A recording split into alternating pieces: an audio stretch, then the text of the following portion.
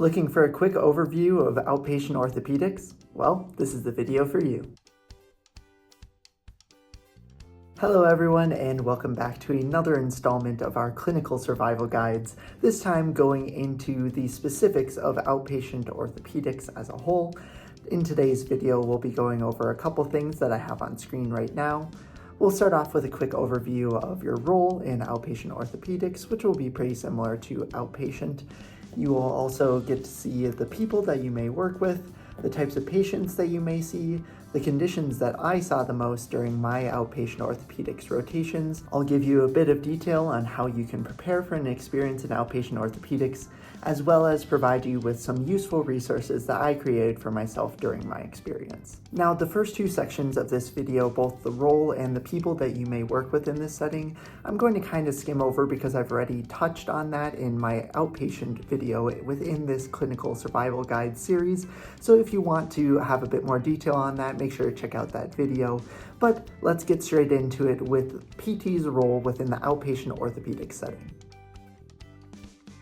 As mentioned in my previous video, the main roles of a physical therapist within outpatient orthopedics are really to screen for red flags, have a progressive return to prior level of function, return to sport, and overall improve quality of life for the patient. Now, as for the people that you may work with, there's a pretty long list, which I'll put on screen right now. This list includes physical therapy assistants, physical therapy aides, occupational therapists, speech and language pathologists, massage therapists, acupuncturists, orthotists and prosthetists, receptionists, podiatrists, and medical doctors, PAs, physician assistants, or nurse practitioners, NPs.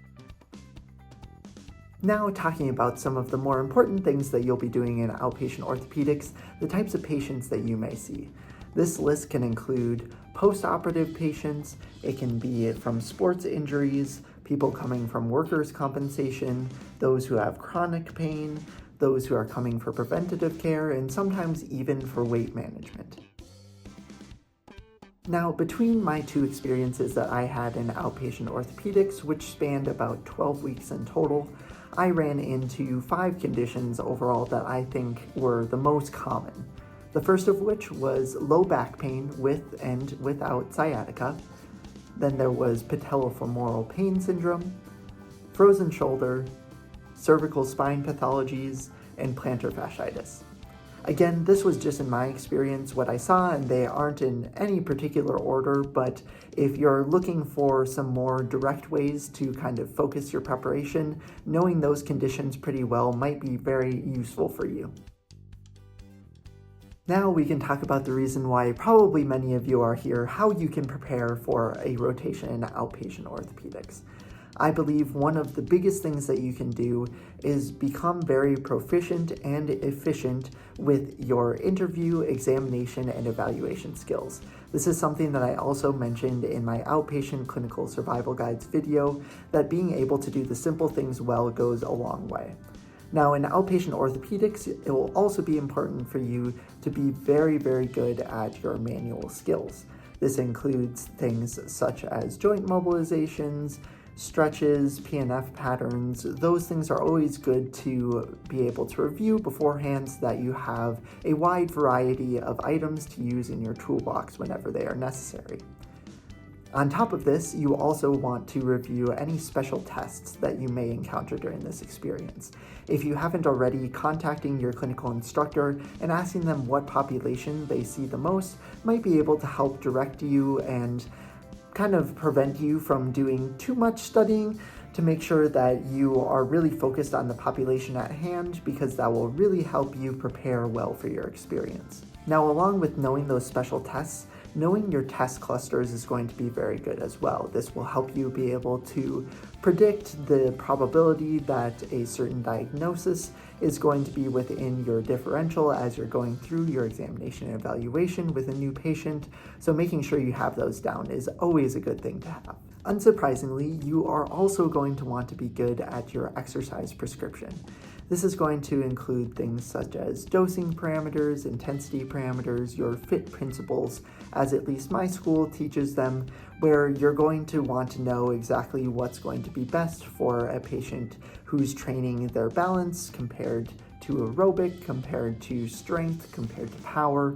Everything is going to have its specific parameters, so if you can at least be more familiar with them, that will get you a good foot forward. On top of this, having at least for some of the general regions of the body, some initial progressions and regressions that you can do from exercises so that you can adapt as your patient changes over time or even during the initial evaluation, depending on if you over or underestimate their abilities. Finally, one of the things that I think can be very impressive when you can do this for a clinical instructor and do it consistently to be able to show your progress over time with patients is having outcome measures, at least in the back of your mind, so that when a patient presents in a certain way or they mention a certain thing, you can kind of have that outcome measure prepared for them, because then it can just help you track that change over time.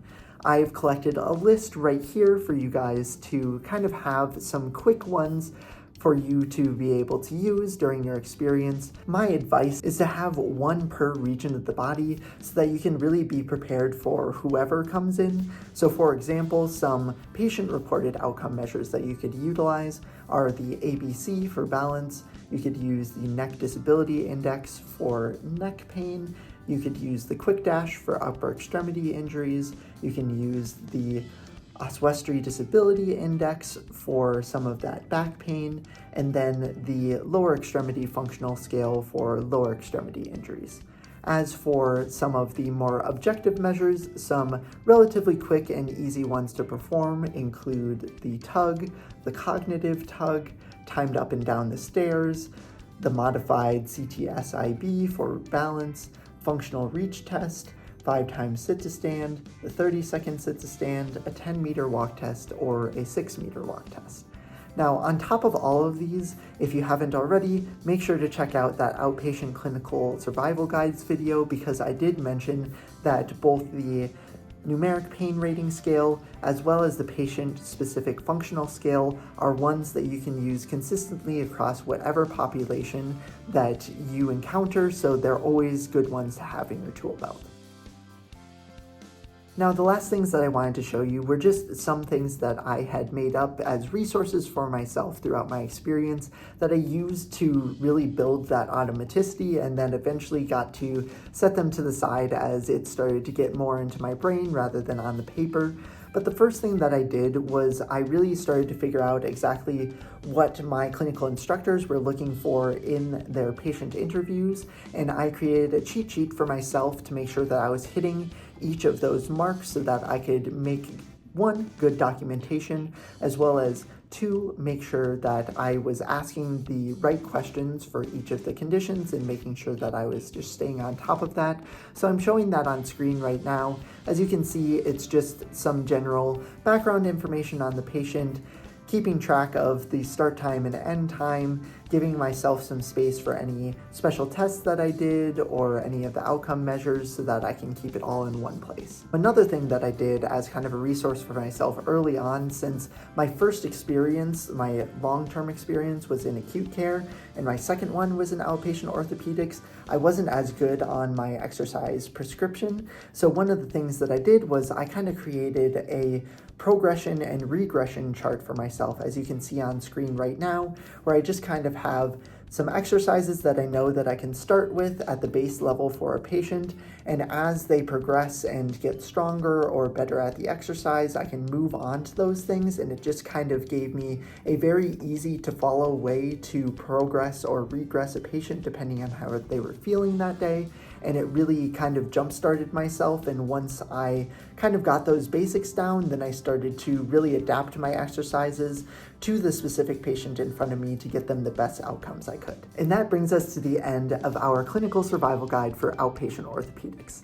I hope you were able to find something to help you prepare for your upcoming experience in outpatient orthopedics, or at the very least gave you an idea of what the experience might look like as a whole.